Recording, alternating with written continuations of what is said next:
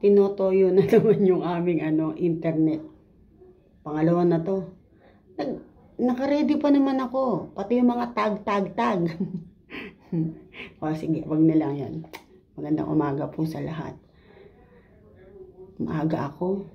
Ang oras natin ngayon, Illinois, USA, 5:50 in the morning. Aga, no? Mabilisan lang to. Mabilisan lang to. Gusto ko lang i-share sa inyo ano yung aking greatest joy. At ano rin naman yung aking deepest pain. Greatest, deepest. Okay.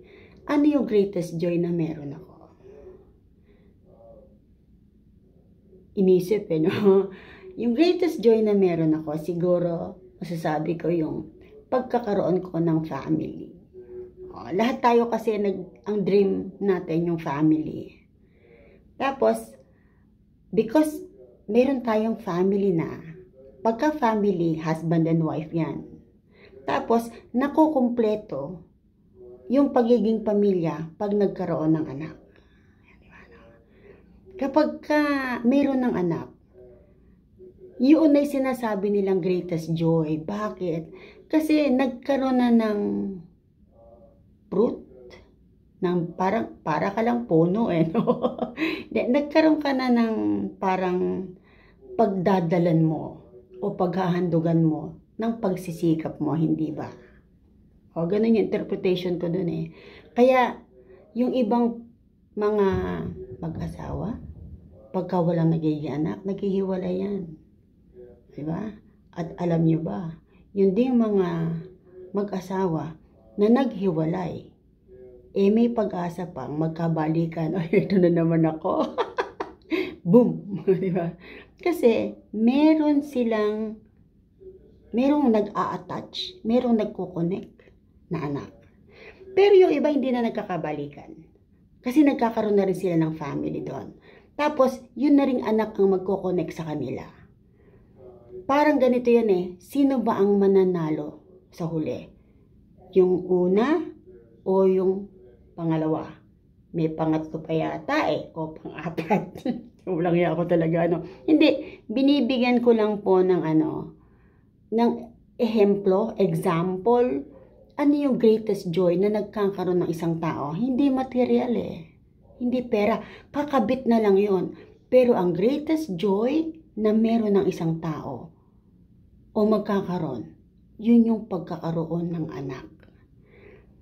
Kasi pag wala kang anak, ano ang silbi ng pagsisikap mo? Kanino mo ito ihahandog? Sa kapitbahay mo ba? Di ba? Kaya nga yung iba ang sinasabi, iiwan na kita.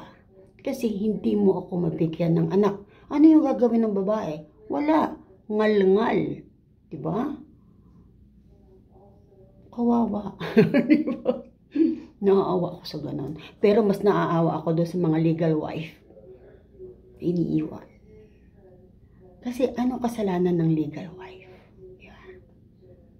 Ano kasalanan? Yung pagiging old? Hindi. Siguro meron lang siyang missing part. Yeah, missing part putol pa?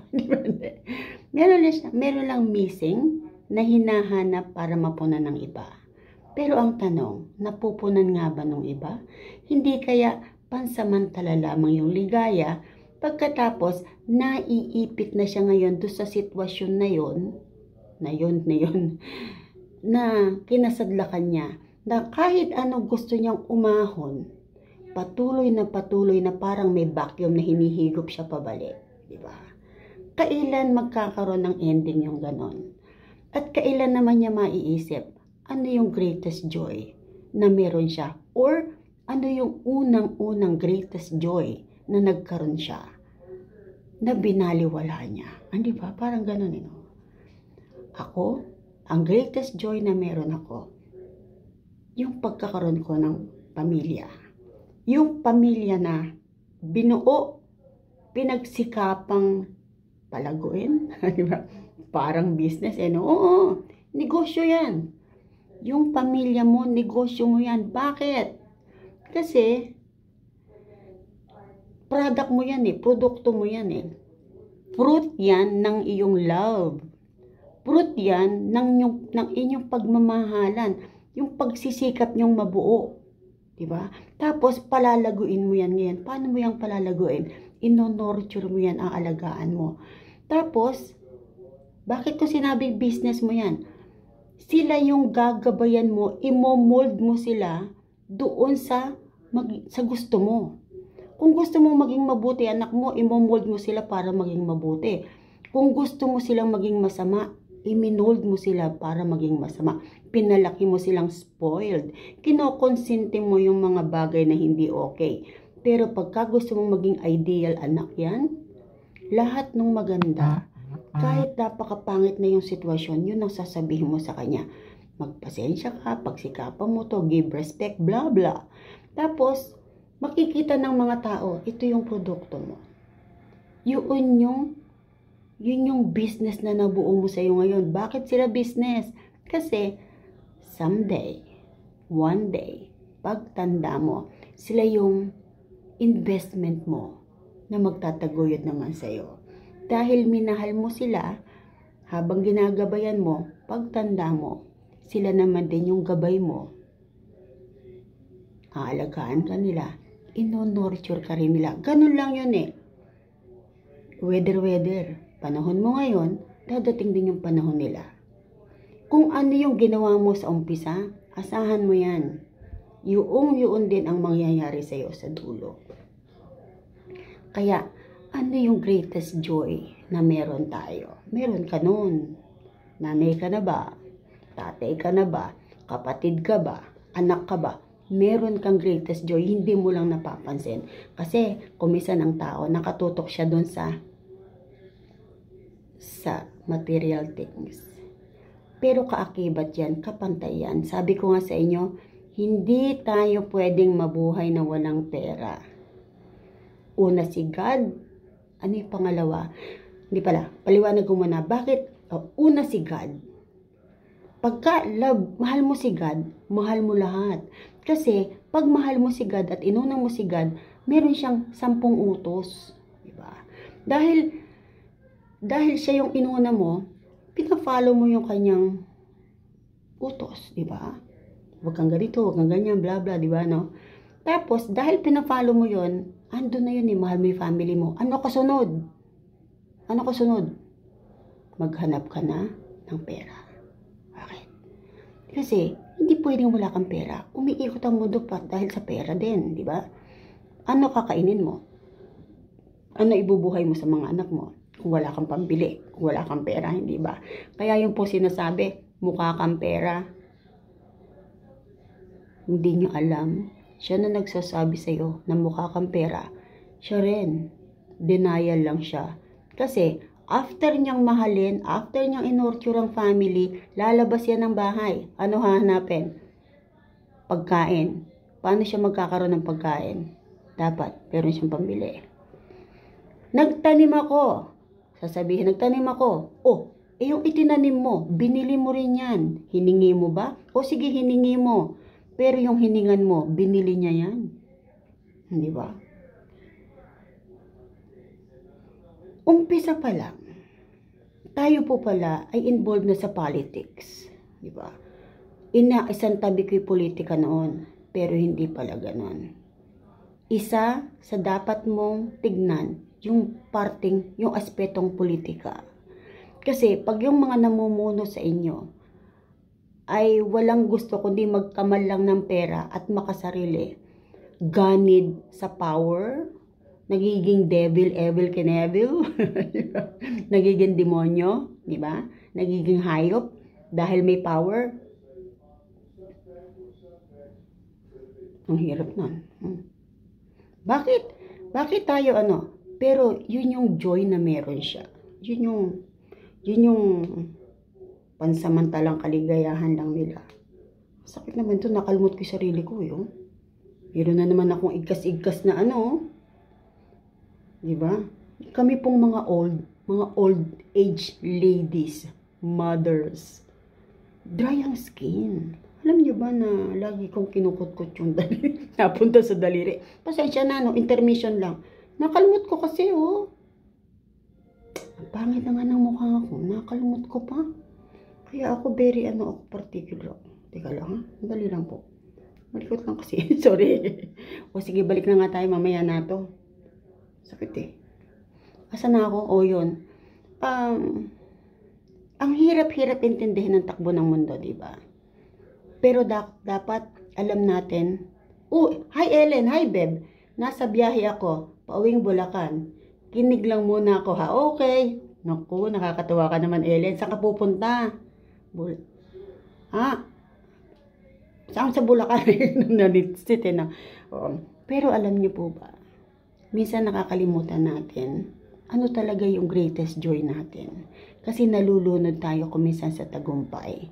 Nakakalimutan natin yung biyayang bigay. Diba? Yung greatest joy na meron ka, dinidiretso na kita, yun yung family. Yun yung greatest joy. Kasi, nung unang-una pa, nalungkot si Adan, hindi ba? Sabi niya, hindi ko kayang mabuhay mag-isa. Kaya binigyan siya ng Eva. Doon na nag-umpisa yung family. Oo, yun yung naging greatest joy ni Adan. Yung pagdating ni Eva, bumuo sila. Kaya lang, bago sila nakabuo ng pamilya, pumasok na yung devil, pumasok na si Satanas. Ganun yung nangyayari, di ba? Hindi na nahihintay yung pagdating ng blessing. Hindi na nahihintay yung pinakamagandang magiging regalo, di ba? Yung meron kang pamilya, okay na okay yan. Pero kapag ka broken family ka, di ba? Natutuwa yung iba nalulungkot. Yung mga may concern, nalulungkot. Yung mga naiinis sa'yo, natutuwa. Alin ang gusto mo? Yung matuwa sila o yung malungkot sila, di ba?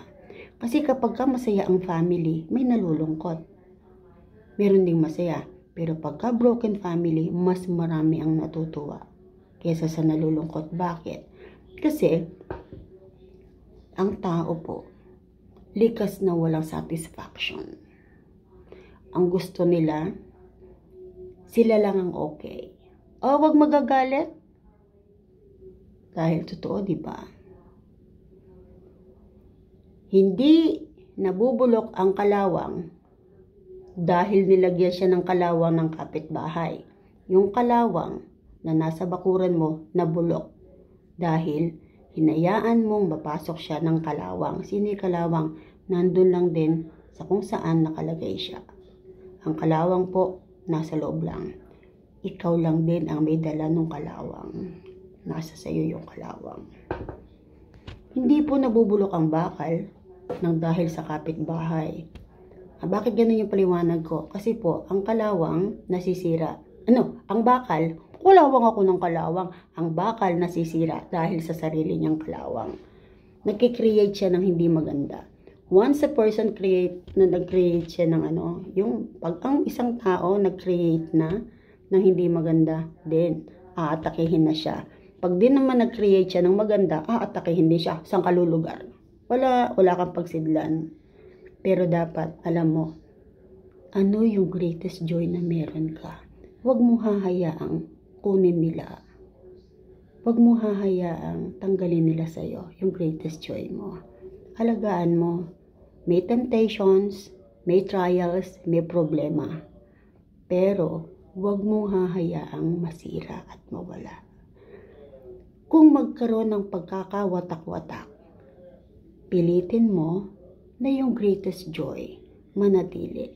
Kasi, umpisa, family, ang ending po, family eh. Kaya nga ang sinasabi nila, yung mga lalaking naliligaw ng landas, pag nagkasakit na at matanda na at wala nang pakinabang, yung mga kabets, umuuwi.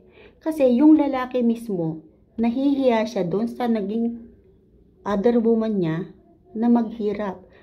Nahihiya siya o natatakot siya na baka magkaroon din ng negative na yung alam niyo na, di ba? Kasi ganito lang yan no? Ang tao po, meron siyang hidden agenda. Bakit niya ginagawa at bakit niya ginugusto ang isang bagay o ang isang tao. Puntahan natin yung eksena, yung istorya ni Kati Binag. Nakaka-inspire yung istorya ni Kati Binag. Bakit? Ang laki ng agwat nila ni Congressman. Pero inamin niya nito, bakit siya attracted sa may edad? Tapos ang sabi niya, ang mga nanliligaw sa kanya puro mayayaman, matataas na tao. Bakit? Kasi yung sarili niya naka-expose doon. Diba? Subukan mo na yung si Kati Binag, i-expose niya yung sarili niya doon sa grupo ng mahihirap na tao. Diba? Ang maliligaw sa kanya, yun din. Pero pinili niya i-expose yung maganda niya. Ang ganda eh. Ang ganda. Diba? In-expose niya yung sarili niya doon sa magandang lugar. Kaya kaya niyang sabihin, ang mga nanliligaw sa akin puro mayayaman, puro matataas na tao. Kasi yun yung kanyang lugar. Di ba? Mamimili ka lang man ng lugar eh. No? Yung gaganda yung buhay mo, o okay lang. Di ba? Kung noong kabataan ko, ganyan na yung naka-inculcate sa isip ko. Di ba? Dumating yung time, may nanligaw sa akin, mayaman. Kaya lang, mas matanda siya sa akin. Yung nanay ko, pinopromote. Nagtutulong yung nanay nun, tsaka yung nanay ko para paliwanagan ako. Pero matindi yung paninindigan ko. Ayoko nang matanda. Diba? Pero hindi pala ganon. Siguro nagkulang yung nanay ko sa pagpapaintindi sa akin. O nagkulang yung nanay nung lalaki na natulungan yung nanay ko na ipaintindi sa akin. Jeng, kung maganda ka na ngayon, maganda. Kung maganda ka ngayon, mas lalo kang gaganda kung aalagaan ka at maaalagaan ka ng anak ko. O, diba? O, nung mga kabataan natin, gaganda natin, diba? Ngayon, ano itsura natin? Ang itsura ko, diba? Kaya nga sabi nga, tama lang daw iniwan ako dahil ang pangit-pangit ko, di ba, no? Hello. Hey, maganda ako noon. Ang yabang. Bakit? Sino magyayabang for me? Ako lang din. Hindi mo naman ako ipagmamalaki, di ba? Pero hindi. Kidding aside. Nakakalimutan natin. Ano yung pinakamagandang meron tayo? Family yan. Sabi nga, Bustos Bulacan. Dito kami nakatira ng apo ko. Oy! Bustos Bulacan. Lipat kaya ako dyan. Nandiyan ka pala. Parang easy lang eh, no? Yung mga tao kasi nakakalimutan nila. Ano yung greatest source ng joy? Tapos, pagka yung napagod na o nahirapan doon sa nilipatan, sasabihin nila, may pamilya nga pala akong iniwan. Balikan ko kaya? Ang tanong, may babalikan pa ba? Meron. Ako na nagsasabi, meron. Meron kang anak na kung babalik ka, dadatnan mong naghihintay. Asawa? Naghihintay ba? Hindi natin alam ano yung laman ng puso ng asawang iniwan. Hi! Hi, Debbie! Hello! O, diba, no? Kasi, yung mga tao, dahil mapanghusga yung kapaligid, yung tao na involved doon sa taong hinuhusgahan, napadadala siya doon sa nakapaligid. Ang tawag doon, duwag. Napadadala ka. Bakit hindi mo salungatin yung agos? Sabihin mo, hey, tumigil kayo. Pamilya ko yan. Asawa ko to. Mga anak ko yan. Pero hindi. Kapag ka ang tao duwag, susunod siya sa agos. Hindi niya alam. Siya na yung natatangay ng agos. Bakit ko sinasabi to? Experience ko. Hindi naman po ako nagsasalita ng hindi ko pinagdadaanan. Ang dami nagsasabi, move on, move on. Easy for you to say that. Easy for you na magpayo. Pero, yung deepest pain na meron ka, hindi nila nararamdaman. Yung deepest pain na ang tagal-tagal na nasa'yo, na inipon o naipon dahil wala kang right to defend yourself. Kasi wala kang lugar. Sinara nila lahat. Diba? Pinutol nilang lahat ng pagkakataon for you. Nagtulong-tulong nga sila against sa'yo. Pero, thank you, social media. Diba? Balik ako kay social media, no? Bakit? Hindi po forever na wala kang help. Hindi forever na mukha kang gaga. Hindi forever na mukha kang gago. Bakit? Mayroon pong nangyayaring mga bagay na imposible sa isang tao. Gawa ng ano? Ng faith, ng panalangin. Huwag kang bibitiw doon. Kaya nga sabi ko nga ano ang unang-una? Sundin mo yung 10 utos. Huwag kang bibitiw. Meron ka mang hindi matupad doon, okay lang yun. Kasi binibigyan tayo ng chance para magkaroon ng adjustments, pagbabago. Dapat may paninindigan tayo sa lahat ng bagay. O sabi ni Debbie, nasa tao po kung kailan niya gustong mag-move on. Follow what you want, correct, diba? Yung kasing move on, Debbie, easy to say. Especially kung ikaw yung nasa tabi nung taong hindi makamove on. Diba? Grabe, no? Ang hirap intindihin ng buhay. Yun ang totoo nun, diba? Meron ka ng greatest joy, pero hindi mo nakikita yung greatest joy na meron ka. Naghahangad ka ng iba. Ngayon, yung greatest joy mo, nagiging deepest pain mo. Diba?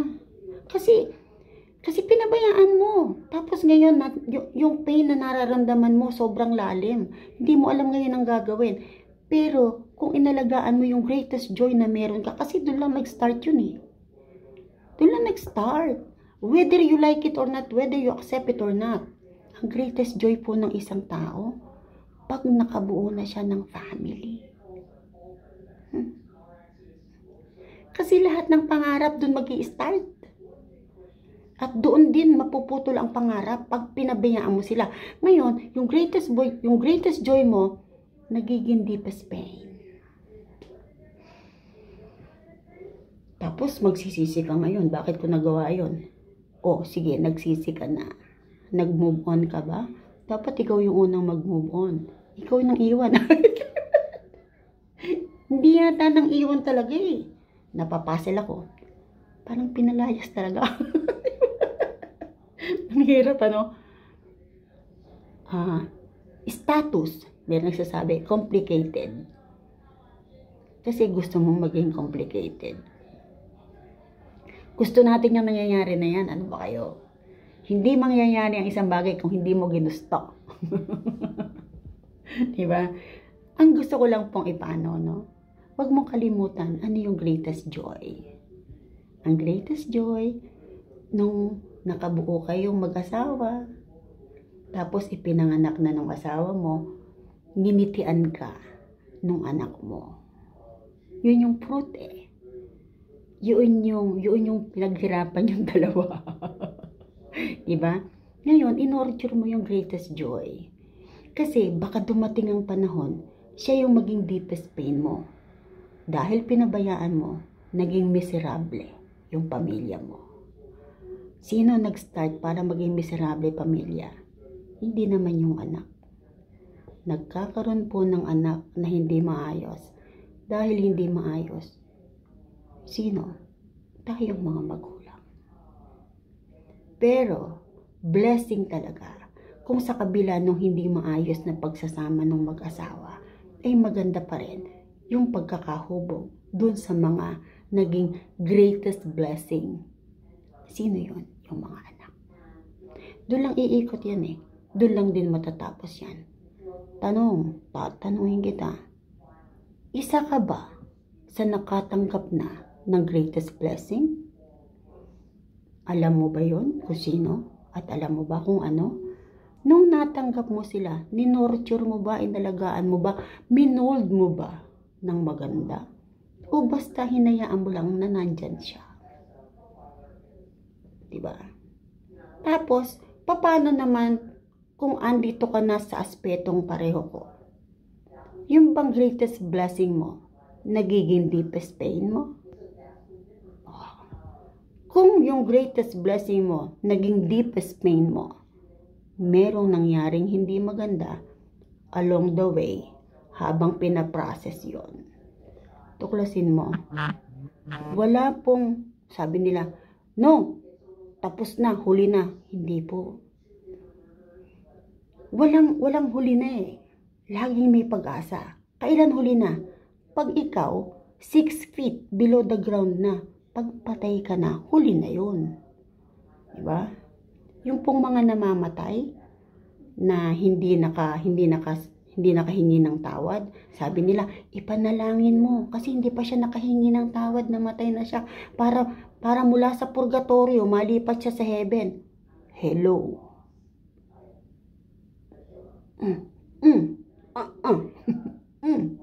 Wala na kayong magagawa dun. Kaya habang may buhay, gawin mo lahat ng magagawa mong positibo. Yung pong negatibo mong sitwasyon, magiging positibo yan kasi gugustuhin mo. Ulitin ko po, pag wala ka na sa earth, nasa 6 feet below the ground ka na, kahit anong magic ang gawin ng mga nandito sa lupa, for you, glows. Wala na pong magagawa. Kaya habang you're here, do it. Alagaan mo yung greatest blessing. Kasi dun lang nag-start at dun din mag-e-end. Huwag mong hayaang maging deepest pain ito. Kasi pag sisisihan mo yan, baka nga sabihin mo, magpakamatay na lang kaya ako, parang ganun. Pero wag. Habang may buhay, may pag-asa. Ay, paliwanag ko ba ng maganda? Grabe. Diba? Diba? Ano ang greatest blessing mo? Hindi mo alam. O, ito sinasabi ko sa'yo. Ngayon, ma'am, Jeng, hoy, madaldal na caregiver. Wala akong anak. Baka wala ka pang asawa. O baka bata ka pa, diba? O baka ayaw mo. Diba? Pero alam mo ba? Yung family, kahit hindi mo yan anak, nagiging family. Kasi, tinitreat mo siya as a family. Hindi naman po verbatim lang, Hindi naman po yung family mismo nagkaanak o nakabuo.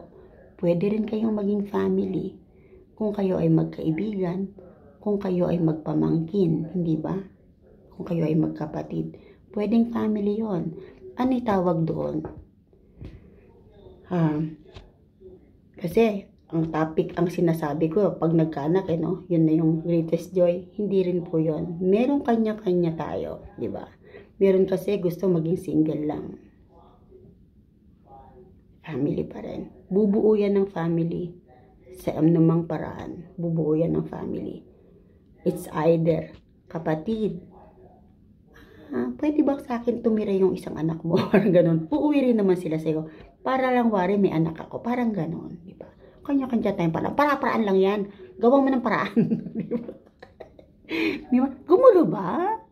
Naging magulo na naman ba? Parang. Di ba? Pero, isa lang po ang patutunguhan natin. Yung greatest joy mo ngayon, pwedeng maging deepest pain mo. Pag naging syunga-syunga ka. Pag hindi mo inayos, yung pag-handle ng greatest joy, yung greatest blessing na binigay sa'yo, which is the family. Huli na ba? Buhay ka pa. May pag-asa pa. Go back! Andyan yung family. Waiting lang sa'yo. Gets? Diba? Sige po. Yun lang. Tanong ko yan sa'yo. Meron ka bang nitong sinasabi ko? Wala ba? Do something.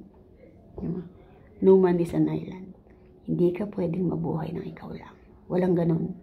Walang ganun. Wala. Diba? Sige po. Ito po si Caregiver Nana. Nangulit na naman o nang gulo. Sana hindi. Sana may natutunan. Loves ko kayo. Tandaan nyo yan. God bless sa ating lahat. Thank you for joining, Devi. Thank you, Ellen. Diba? Sundin ang tinitibok ng puso. Pero wag masyadong maniniwala sa tibok ng puso kasi mapanlin lang po yan. Deceiving ang heart. Minsan, akala mo tama'y sinasabi. Pero kapahamakan pala yung pinagdadalan sa'yo. Diba?